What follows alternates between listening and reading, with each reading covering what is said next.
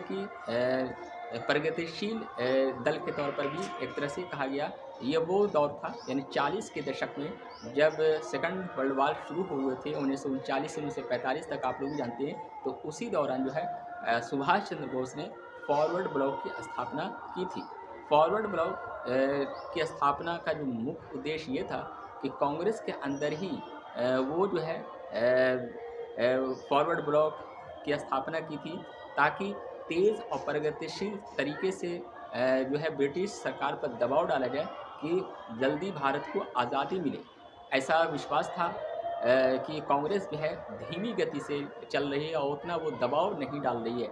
इसीलिए जो है सुभाष चंद्र बोस ने बिहार, बंगाल और उड़ीसा, मद्रास, ये तमाम प्रेसिडेंसी जो थे उस जगहों पर एक बड़ा जनाधार के तौर पर, एक व्यापक तौर पर जो है फॉरवर्ड ब्लॉक की स्थापना की थी, जिसमें कई सदस्य थे।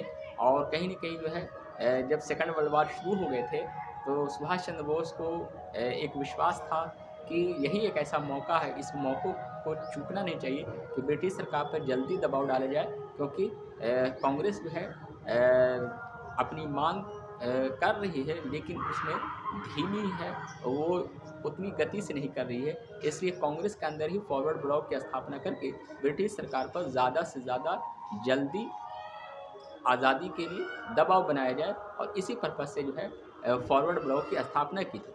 फॉरवर्ड ब्लॉक एक तरह से कहा जाए तो वामपंथ और राष्ट्रवाद, ये जो है दोनों के दृष्टिकोण से एक तरह से मिक्स था, क्योंकि इसमें फॉरवर्ड ब्लॉक में ज़्यादातर किसान, मज़दूर वर्ग के लोग भी, छात्र लोग भी, युवा वर्ग के लोग भी, ये तमाम वर्ग के लोग थे।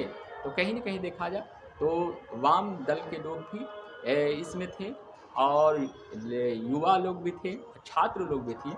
ये तमाम लोगों को लेकर ये जो है दल बना था, और कहीं न कहीं वामपंथ और एक तरह से कहीं न कहीं वो ये समाजवाद और वामपंथ की एक विचारधाराएँ भी इसमें देखने को मिलती है। कई लोगों का ये अनुमान है। बहरहाल फॉरवर्ड ब्लॉक की स्थापना का मुख्य उद्देश्य था कि ब्रिटिश सरकार पर जल्दी दबाव डाला जाए कि देश की आज़ादी जल्दी मिले, क्योंकि सेकंड वर्ल्ड वॉर उस टाइम था और वो चाहती थी कि यही एक ऐसा मौका है। इसीलिए कांग्रेस जो अपनी मांग में उतनी गति नहीं थी, कांग्रेस के अंदर ही वो फॉरवर्ड ब्लॉक की स्थापना की थी। आज बस इतना ही। इसी तरह के इंटरेस्टेड